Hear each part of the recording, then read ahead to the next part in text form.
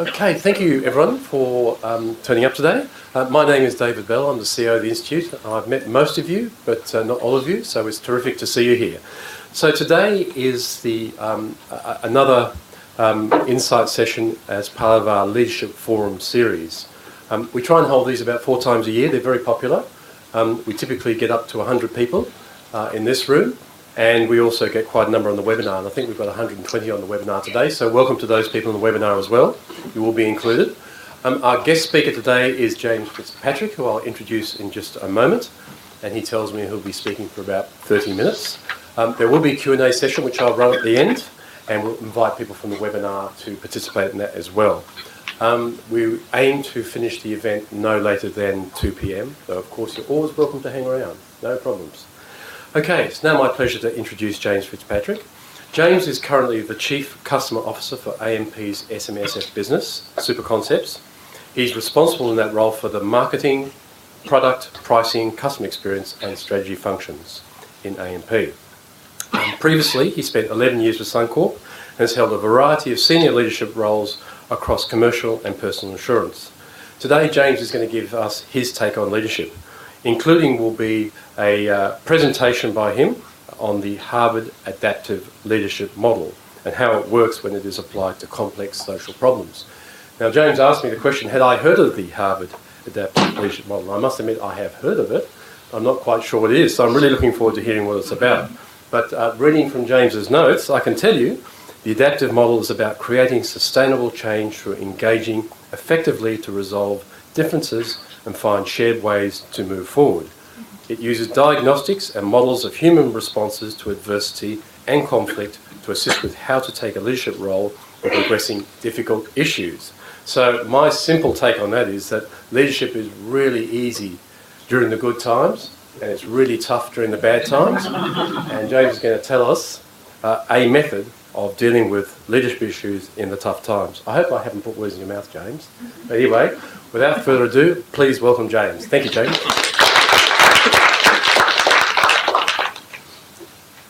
Thank you. And thanks for having me today. It's a pleasure to be here before you having a chat. I'm going to talk a little bit. I'll probably talk for about half an hour. I'll probably try and stay behind the lectern because I think that will help for the people on webinar. Hello. But I have a habit of wandering, so if I do, please forgive me.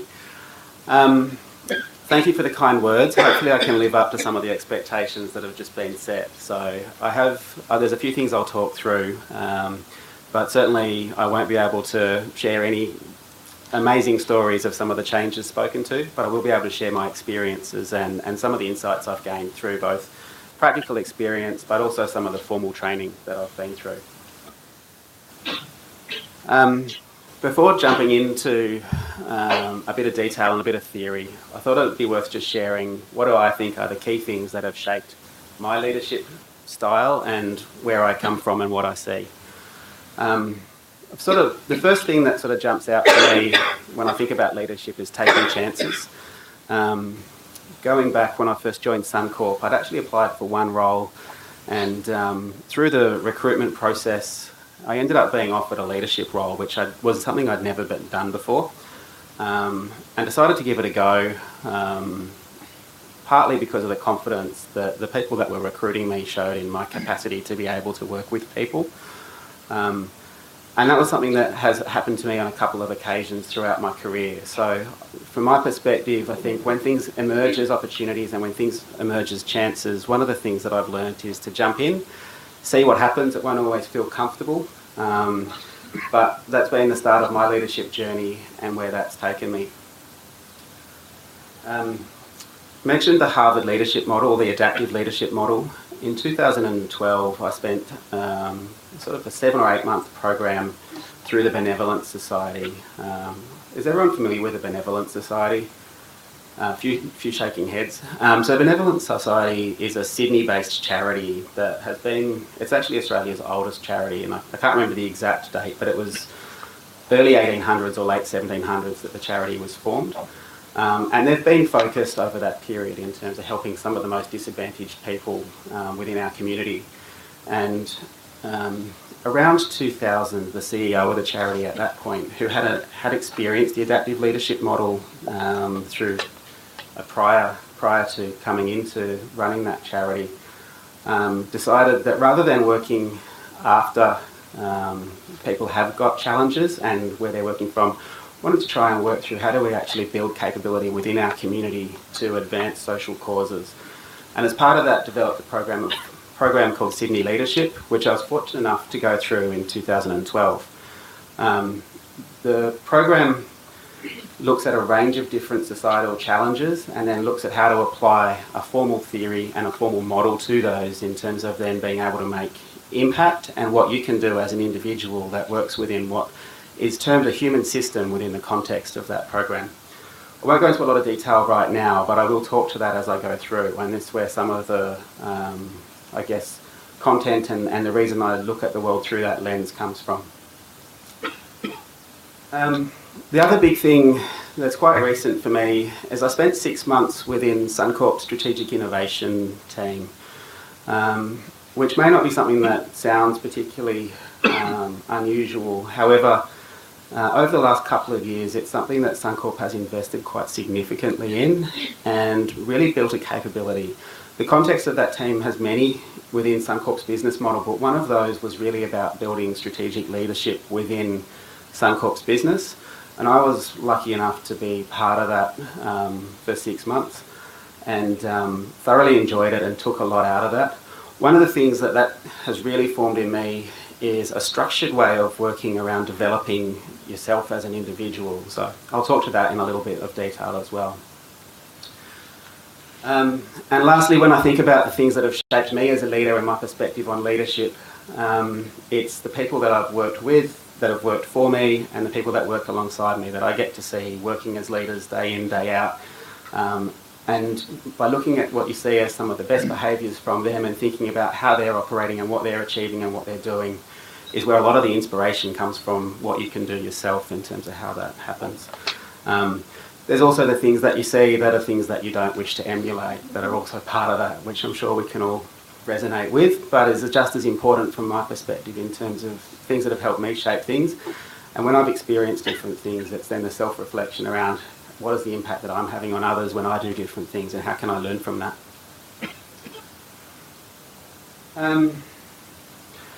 So in terms of presentation, I just wanted to run through 3 kind of core areas, but I want to do that within the context of my working definition of leadership. So about 6 months ago, I was asked to come along and talk today, and talking about leadership is something I've been a leader for quite a long time. I've got a perspective on that. I can talk to my practical experience, and I kind of said, okay, I'll give that a go.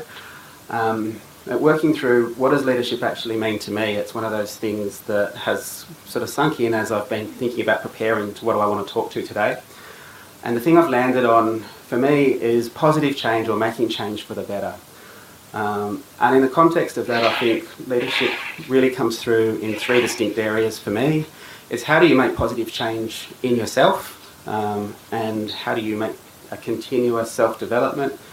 How do you make changes or support other people on their growth journeys, whether that's your team or others that are around you.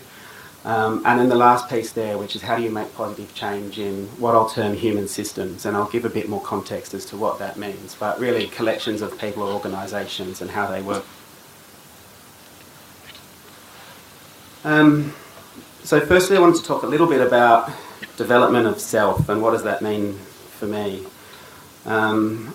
I mentioned that I went through Suncorp Strategic Innovation Program, and this is something that I've always believed in and I always heard, and it is not anything new, that the power of actually self-development and learning, having an active development plan and working through that is something that is really commonplace and I've heard in many different contexts across different organisations. I think one of the things that really has stood out for me is self-development, and when I really see people working and thinking about how to push themselves and to move forward and grow, it's the piece that's beyond the technical skills. So the technical skills and knowledge that we acquire, whether that's knowledge of the context that we work in, whether that's technical skills in terms of how we work, whether it's a computer system or applying actuarial science to problems, whether it's learning any of those things, they're kind of a functional technical knowledge base that's really critical often for what you do in a day-to-day job.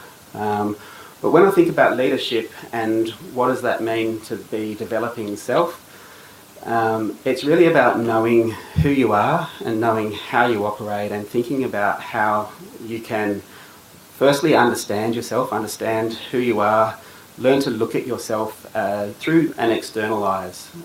Most of us can really comfortably talk to who your best friend is, and you could describe them and label them and talk through exactly what does and doesn't make them tick, but have struggled to be able to have the same level of knowledge about yourself as you would about those that you closely observe on a day-to-day basis. So the piece around understanding self for me is really about how do you try to treat yourself as your best friend, understand and care about you, think about how you operate, what you do, what makes you tick, and then work through what does that mean and how do you change. There's a model that I've been using that I thought I'd share, which is I try to kind of do that on a sort of journaling type basis. So I'd like to do it every day. I can't say honestly that I do, but on a regular basis I sit down with some of the observations that I've made around myself and think and try and use a framework of data, information, which is the knowledge and change, at least the knowledge and change. And I thought I'd just share what that means by giving a recent example. So last week I was sitting down with a project manager that I'm working with, and I asked him a question which was around why one of the whole streams of work that I thought we were working through had kind of disappeared off the roadmap. The feedback he gave me was, well, because you said it's not a priority. And I was kind of reflecting on what I'd actually done and said and how did that happen.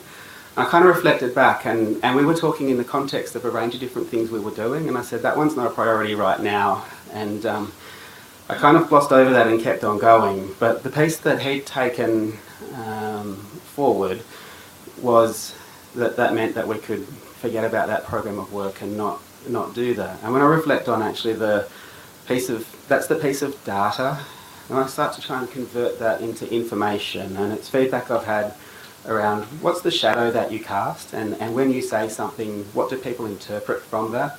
And then particularly as you get into leadership positions, the ability for you to make an impact on people around you is really critical. So for me, reflecting on that and just kind of going, okay, what does it mean that I need to do differently?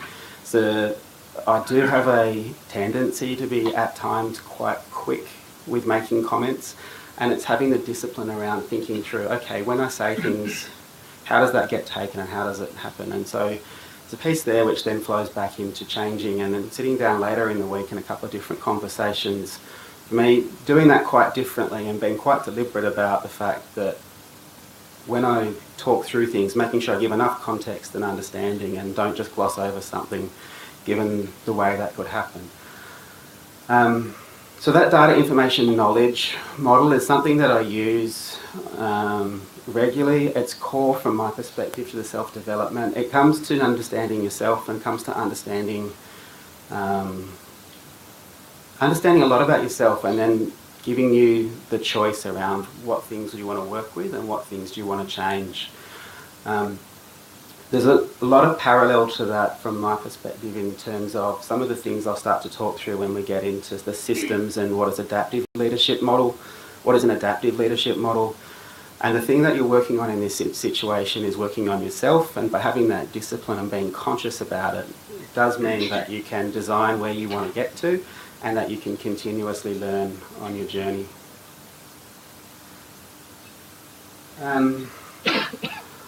I sort of thought one of the questions that was posed to me in preparing for this, and it sort of links back into starting to know yourself and learning about that. I wanted to share a story from quite early on in my career, which has stuck with me. So it would have been probably within the first 6 months that I joined Suncorp, and I was working as a team leader of a team of analysts at that point, and I was in the workers' comp business and doing some work with the underwriters around pricing books of business. Myself and my team had spent quite a lot of time working through some analytics and some pricing models and working out what we thought all of that meant. And we'd sat down with some of the underwriters within that business to talk about what all that meant and what we thought we should do. And I was still relatively new to the business and this was the first time I'd done this particular activity. And I was quite interested, walking back out of that and reflecting on it. I felt like the couple of weeks of work that had been kind of driven as a piece of effort to some extent had not factored at all into decision making, and that underwriting decisions went in a completely different direction to what any of the analytical work that we had done suggested that we should. So I was kind of, at that point, probably a little bit righteous about thinking that I knew what I was talking about and knew where I was coming from, and I had a whole heap of different spreadsheets and different things to back me up. And I was sitting down with my leader at the time and talking through this as a problem. And it's kind of, how do I get these people to do something differently? And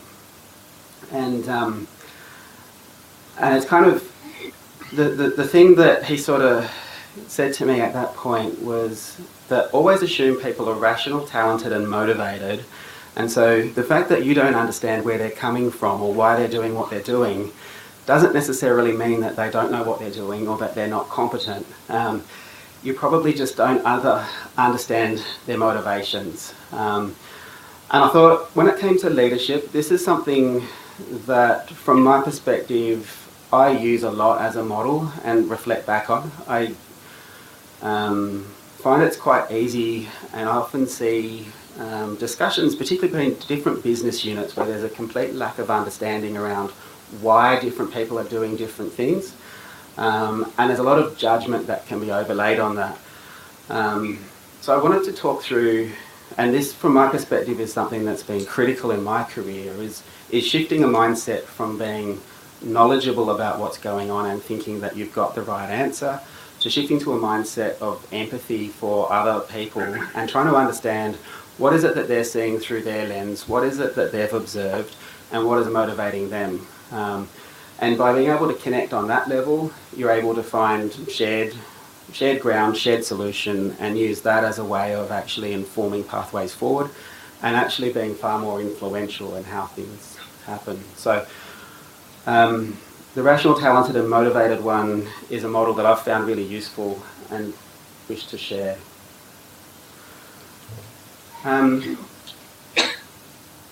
Thought I'd share next a little bit, and I'm sort of following a bit of a career journey here in terms of, as I've sort of grown through career, what happens. Wanted to talk a little bit about leading teams and what I see as being critical in terms of doing that well and being recognised. I was fortunate enough last year to work with one of Suncorp's senior leaders who, for me, has probably been the benchmark in terms of leadership. And I kind of step back and think about what did she bring to the table and what were her absolute strengths. And the one that stands out the most is caring. And it sounds kind of like something that's nice, but doesn't necessarily fit within most leadership frameworks and things that I have seen over the years. But the power of being able to care about somebody and the power to care about their development, where they're at, and actually be in the moment with them in whatever their journey is and supporting them has just something that she had as an absolute strength and something that I know I'm aspiring to try and live up to in terms of how I lead my people. And it's particularly when you start caring about their growth as individuals. So there's a lot of discussion about development plans and learning. And I think it's only recently that that's clicked from being something that I've always believed in and seen as something that was important and that you did want to learn and you wanted to develop and you wanted to work with others to help them learn and develop, to actually being something that as a leader is a responsibility and is something that is a demonstration of caring about them by caring about people's growth and working with them day to day. To develop a growth mindset within a team and within a business is incredibly powerful. When people are feeling stretched but cared for and able to test and learn and to experiment and to do that in a situation of safety is incredibly powerful both in terms of them individually, but also in terms of the impact that that has as a group and how that group can grow and learn and work with others around them. So then in terms of leading teams, the other part that jumps out at me in terms of what you need to be able to do is live to a set of values, which some of the ones that I believe are most important is a sense of honesty, caring and doing what you say. And for me, they're the non-negotiable things that you need to deliver as a leader, but also that people look for. We'll talk a little bit about human systems and adaptive leadership. This is, it's a little bit theoretical and probably slightly more specific, so please jump in if there's things that I cover off that don't make sense or you've got questions around. Firstly, I want to touch on human systems. So, and this is very much borrowing from the Harvard School of Thought around adaptive leadership. That a human system in the context of that program is really just any collection of people that are brought together and share a set of interactions. So it's not that they share a common purpose, but it's that they're brought together and they form as a group and they have a common kind of interaction points that mean that it will continue.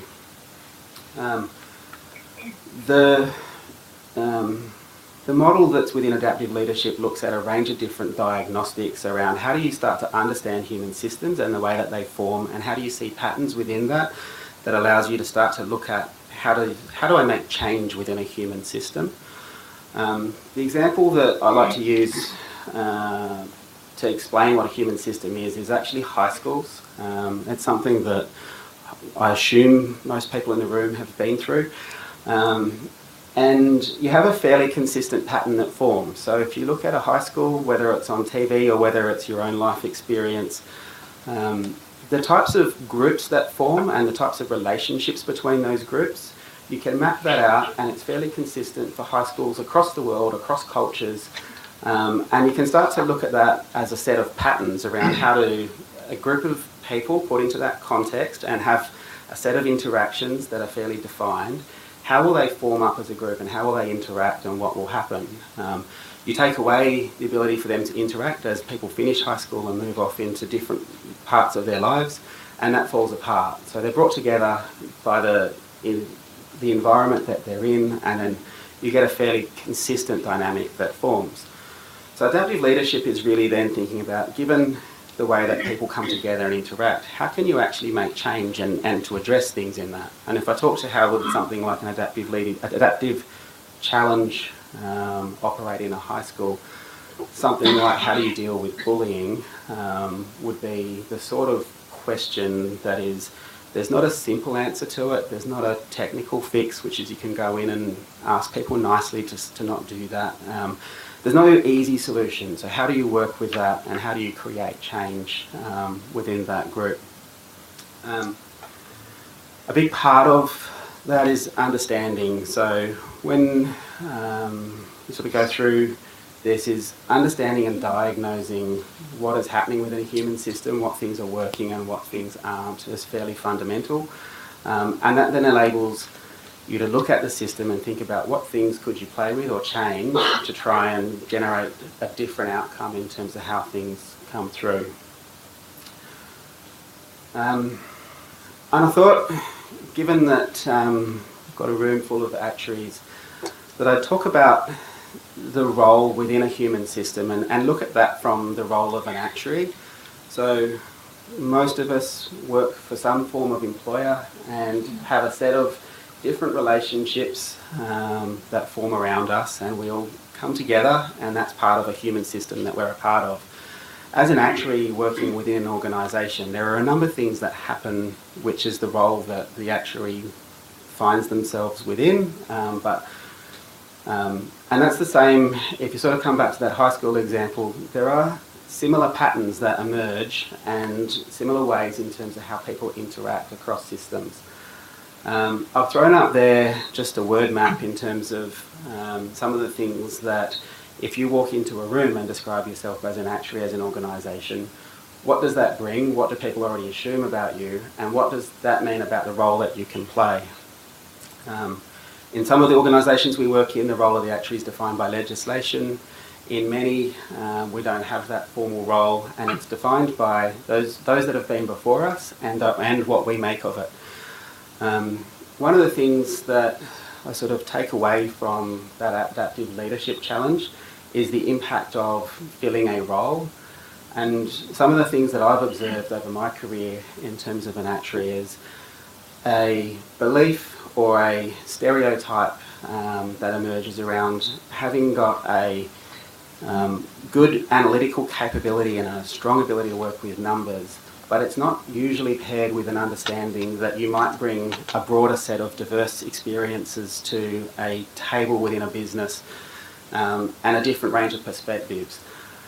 And one of the challenges I feel as actuaries is how do you move beyond the stereotype and actually start to bring through your more diverse experiences the same as everyone else and not be pigeonholed as the person that's done the numbers and generated a value. And if I look through sort of an adaptive leadership lens at that problem, there's a number of tips and tricks that would be there in terms of how do you work with that system. One of those is acknowledging and understanding where you come from and thinking about how other people are perceiving you and what they expect. And sometimes by doing something that's different to the role that you're being asked to play is really core to that. So as an example, if working through a discussion, the actuarial role is to actually provide a viewpoint which you're obliged kind of to feel like you have to provide, like a discussion around what would be the profitability impacts of this or what would that be. By continuing to always take that position and not thinking about, well, what if I came at this from what does this mean from our employees' perspective, or what would this mean for our customers, and talk to that first and start to think about how do you not necessarily come from the point of expertise, but come from things that are different. You can start to change the way people expect you to contribute, and then start to change the way that you can add value and what you can be expected to be asked about going forward. I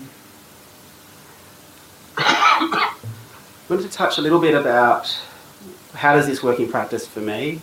I work in a non-traditional actuarial field. I think the biggest part of my role at the moment is a marketing function, and I haven't really had a traditional actuarial role for the last couple of years. One of the things that I've been successful for and recognised in my career is actually bridging difference and bringing different groups together.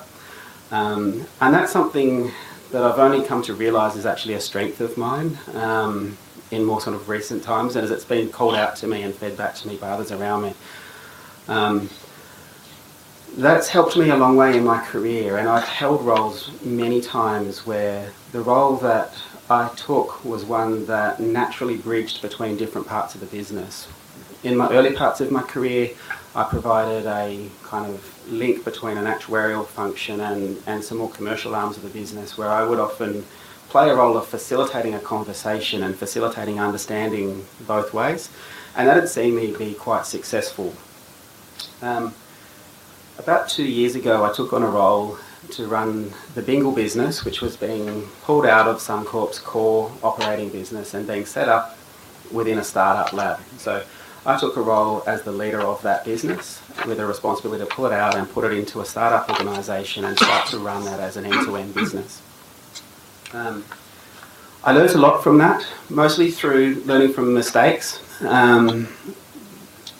A lot of the career experience I've had up to that point, which had been defined by working collaboratively, shifted a lot when you actually start being responsible for something as an end-to-end business. And for me, the change in role that required was something that it took me quite a while to work out, and what was the different expectations of me, both by my team, but also by the organisation. And I think from my perspective, being conscious of that change of role was something, with hindsight, I would have liked to put a lot more time into and really worked out how do I set that business up for success, because there were a number of things and challenges where we didn't quite get that set up in a way that enabled us to actually hit the targets we were being asked to hit. And then I thought I'd talk about my current leadership challenge, just to share how I'm looking at a problem I'm facing today. I don't have the answers to it, it's something I'm working through. Super Concepts is a business that AMP owns, and is a collection of 7 or 8 businesses that we're merging into one. And so we're moving from a business that has got 8 different operating models and moving that to a single operating model. My role as the Chief Customer Officer for that business includes a responsibility around what does that mean for us in terms of a customer experience and where that's headed. One of the things that I'm actively trying to work through and sort of design is how do I bring 8 different groups of people that have all got different ways of doing things and who all have a different definition of what great customer service is together, and allow that to form into something that the business takes as an ongoing way forward. At the moment, my challenges are that the way that people talk to it is very much around that they have an opinion around what would be the right way forward, and I'm trying to work through how do I actually start to get people to collaborate and design the system that that organisation represents to be able to work together and learn together as a way of designing a customer experience and standing up for something that that group want to share rather than coming from a technical experience. Not an easy challenge, it's an active focus, but it's very much an adaptive challenge in terms of how do I work with those people. How am I doing for time? I can't quite... You're okay. Cool. So just the last slide that I brought along before jumping through to questions, I want to talk about my perspective on what is critical from, I guess, for someone that's starting out in a career or that wants to change their career and move into something where they have a stronger leadership presence. The 3 things that jump out to me in terms of that will make you successful. One is having a growth mindset. And a growth mindset is really something that's internal, and it's really around having the discipline to focus on self-development and believing that you can change and being active in doing that. I think working with others, recognising that whilst you'll have a perspective and that you might have done a whole heap of work and have a really good technical understanding of that, that's only as important as you can make it influential by working with others and sharing your perspective, understanding theirs, and working out how those things come together to find a way forward. And lastly, being clear on what your strengths are and being able to use those to partly further a career, but the things that you'll be recognised for generally are your strengths. They're the things that will make you successful, and they're the things that will generate you the opportunities. So I see a lot of development planning, which is really around minimising weaknesses. However, I would say focus on your strengths, make those the things that you stand for, and make sure that you leverage them to their full potential. That's all I had in terms of thoughts to share, so thank you for taking the time to listen to me. I really appreciate it. I think we're going to throw over to questions. Cool. Thanks very much, Dave. That was terrific. So, we now have as much time as you want, almost, to put this bloke on the spot and ask him any question you want. So, before we do that, just a couple of notes, please. We do have people who are on the webinar, so if you ask a question here, can you please use the microphone so they can hear you and state your name and organisation.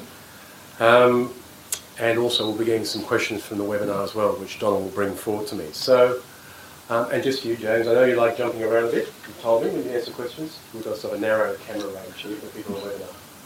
So keep your jump slow. Okay. Any questions from the audience? Yes, we've got one.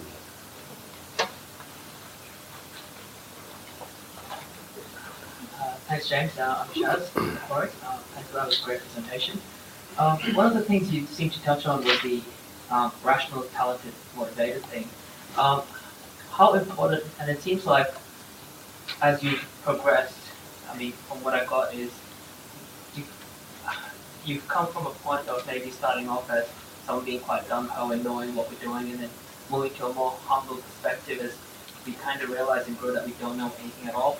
And so how important is humility and learning for an actuary, especially someone who's a leader, working with other people? Yeah, I think it... I think I have to turn it on.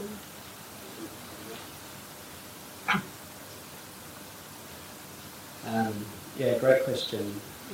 From my perspective, I think it's critical. I think for two reasons. One, I think it helps you connect with people around you, whether they're team members, peers, leaders. Having a degree of humility, I think, is absolutely critical for doing that. And I also think that it also helps you to understand others. So I think for both of those reasons, it's absolutely critical. And I think a core kind of part of successful leaders. Often,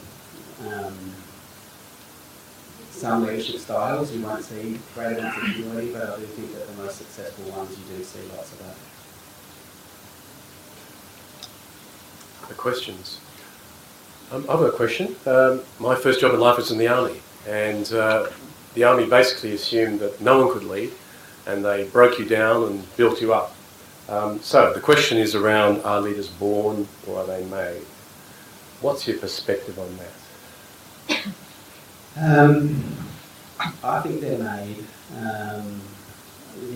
The couple of things that, when I think about the two moments for me when I took on leadership positions, the first was walking into Suncorp and walking into a team meeting where you're the leader when you've never led people before, and the experience and the lack of confidence and belief that you have that you deserve to be there or have that role, and the things that are going through the back of your mind around kind of going, why would these people want to be, see me as a leader? I think say to me that there is no, I would like to now think of myself as an experienced leader that's capable of working with a team. And there's nothing born about that. It's experience, it's going through that. And I think leading with humility and values will mean that people want to work with you. Not thinking that you know everything and letting them have a perspective.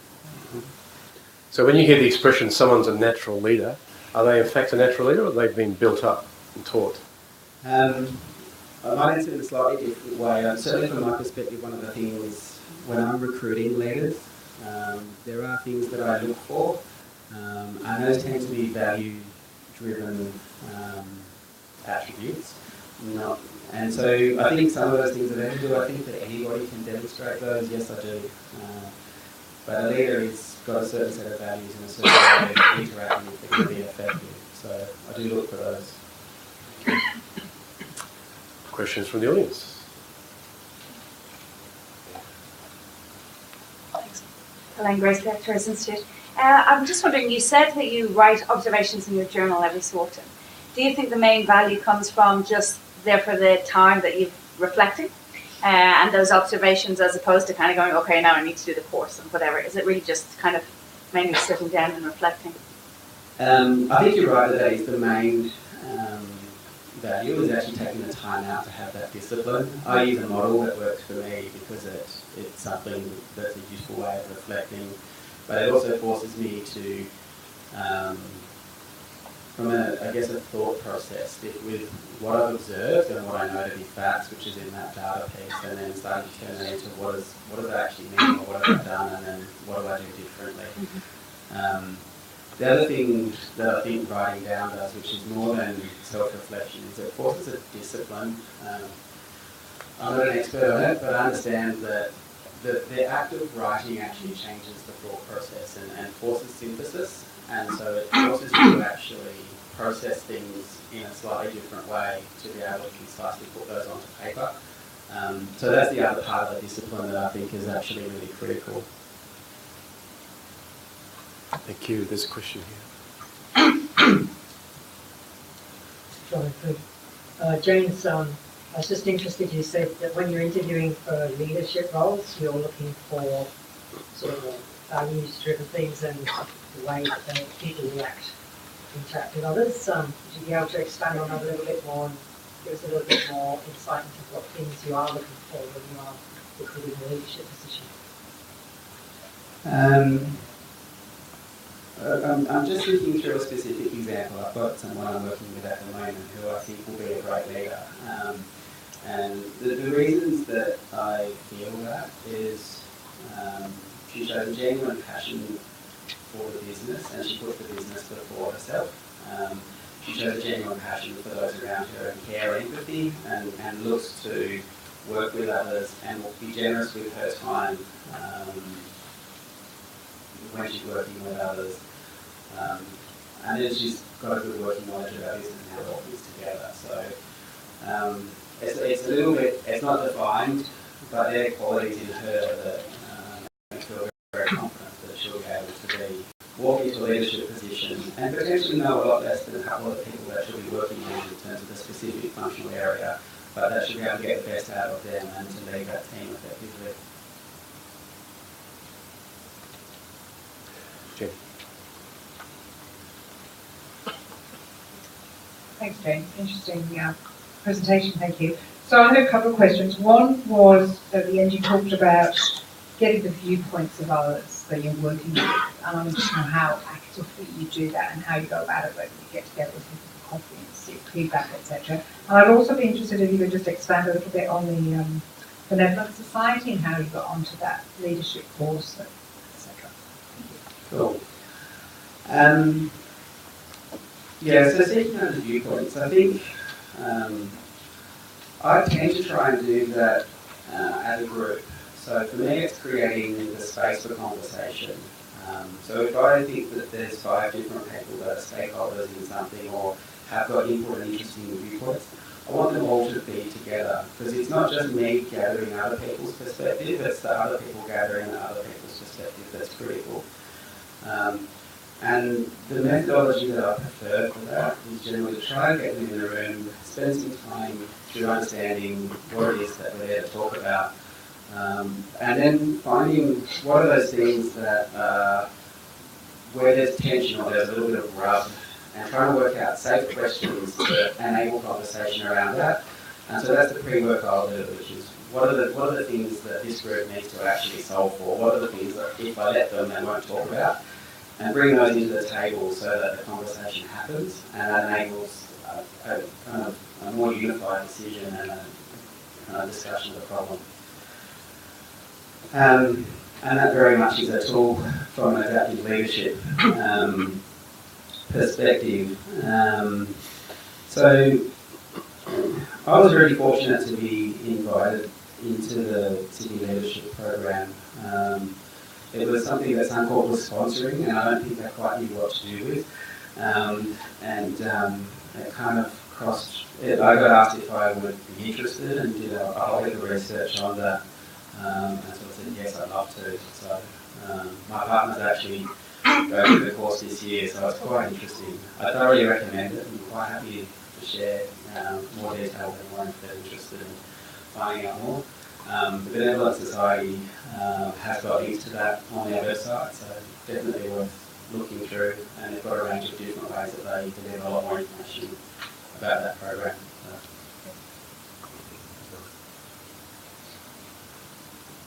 Thank you, James. Leon from Couple of Travel Trend. I'm interested to hear more about your role as a peacemaker and some of the that you'd like to share. And hopefully I can sneak in a second question, which is I see someone like Steve Jobs as a really effective leader, but though he's charismatic and an aggressive personality, he rubbed the wrong way. Is there a place for that style of leadership in modern organizations? So firstly, the role as a peacemaker.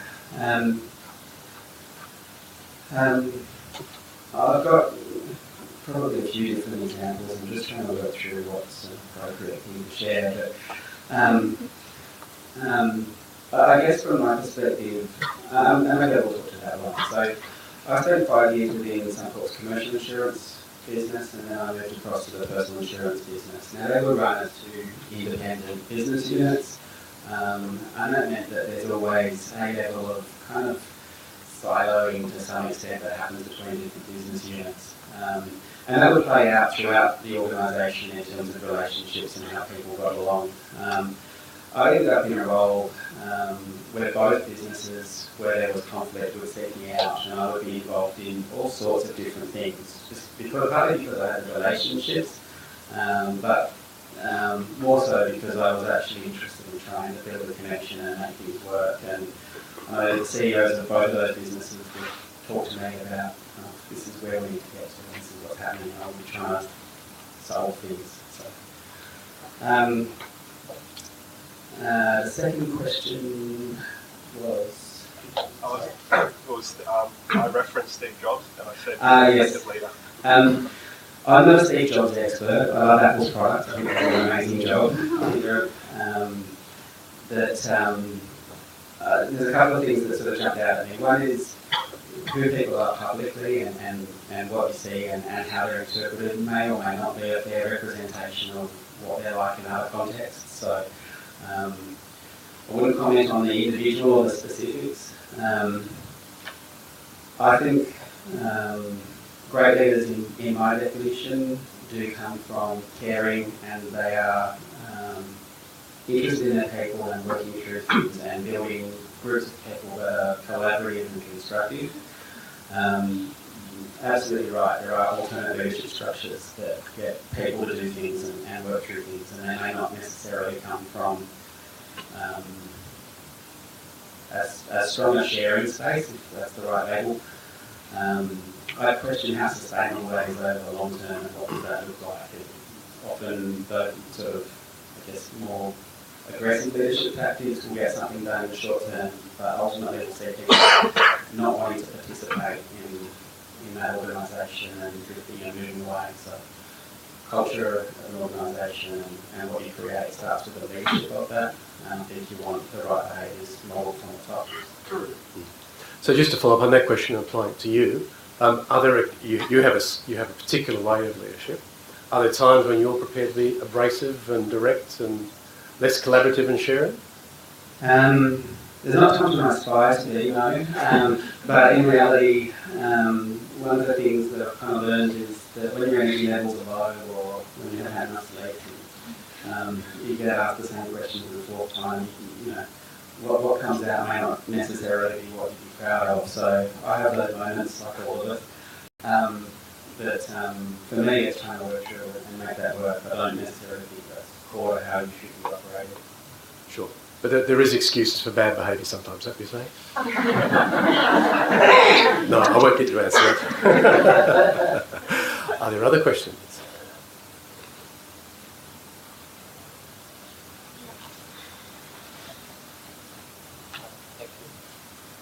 Thank you. My name is Daniel and I'm from QBE. I've got a question. I guess it's in regards to, I guess you've had both roles in terms of being in an actuarial kind of role as well as being a role where you deal with actuaries in a more, I guess, leadership capabilities. So I guess if you were to now revert to an actuarial role, what kind of things would you, I guess, consider more or do things differently as an actuary now that you've got that experience behind you through those leadership roles? I think the role of a leader is fairly consistent regardless of the technical content or the function of the team. So from my perspective, the things that I would like to bring to the table if I was leading in an actuarial context would be the growth mindset, would be working with people around how they work with others and explore difference. A big passion for me would be to think of the role as actually impacting the business and working across the business to make change rather than the role is producing a report or producing an answer. Those things are absolutely core to the role and need to be there, but it's then how do you then take that a step further and be influential and make sure that the value that you can bring is being brought to the organisation. That's probably the primary thing. I do think that the caring for people and caring for their careers and working with them are sort of the same with every leadership context. I think the specific thing about actuaries for me is that often the role does get seen as a technical role that doesn't have a perspective on the broader business, and it's how you work with that and try and be more influential and work with others. Hi, Anna here from Allianz. I just wanted to know how important you think theoretical learning is, like leadership courses or personal development kind of courses, as opposed to the practical of being thrown into a leadership position when you've never led a team of people before? I think they're both fairly critical. So the example that I've always kind of loved is that it doesn't matter how much theory you do about riding a bike, it's not that complex a piece of theory, but to try and do that without having actually ridden the bike is nearly impossible. And I don't know where leadership sits in that, but for me there's a piece there which is absolutely around experiential and learning that and learning the style and developing a way that you can be comfortable in that role.